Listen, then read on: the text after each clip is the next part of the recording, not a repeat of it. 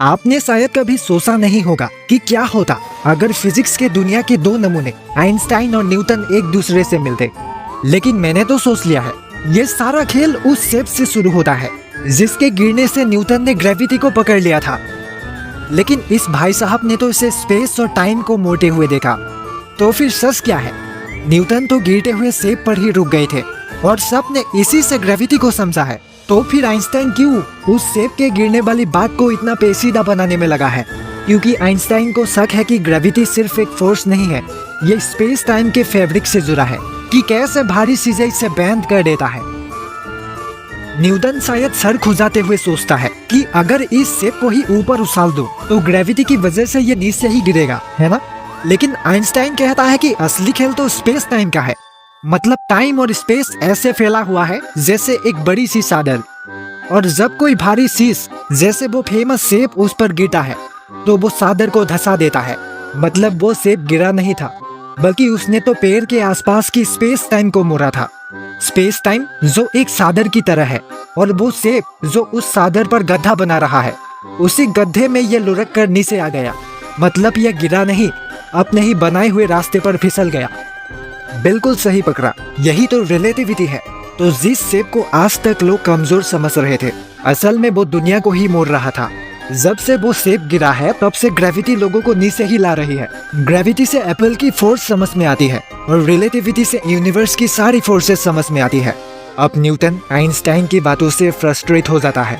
तुमने कहा सब कुछ रिलेटिव है और लोग मान भी गए, पर रिलेटिविटी तो सिर्फ एक थ्योरी है, पर ग्रेविटी एक फैक्ट है।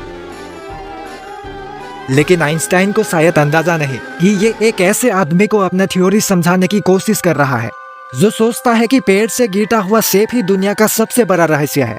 क्योंकि जब वो शेप गिरा था तब किसी के पास लाइट की स्पीड वाले आइडिया जो नहीं थे। वैसे भी वो शेप लाइट की स्पीड से नहीं, अपने स्पीड पर गिर रहे थे। न्यूटन के दिमाग में बस यही चल रहा था कि यहाँ कोई तो फोर्स होगा जो उसे नीचे खींच रहा था।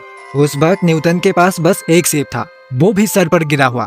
आइंस्टाइन की रिलेटिविटी समझने के लिए जिस लेवल की फिजिक्स चाहिए वो न्यूटन के जमाने से बहुत दूर थी।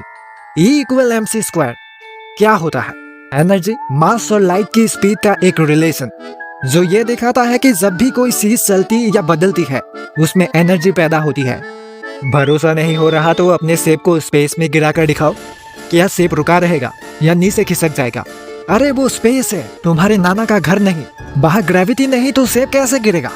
यही तो मैं कह रहा हूँ, स्पेस और टाइम फिक्स नहीं है, एक दूसरे के हिसाब से बदलती है। स्पेस में कुछ अलग ही खेल चल रहा है, वही स्पेस टाइम का खेल।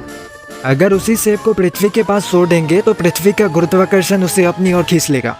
अब बहुत हुआ समझना समझाना। क्या होगा अगर न्यूटन और आइंस्टाइन एक दूसरे के इक्वेशंस को लेकर बहस के मुकाबले में उतर आता?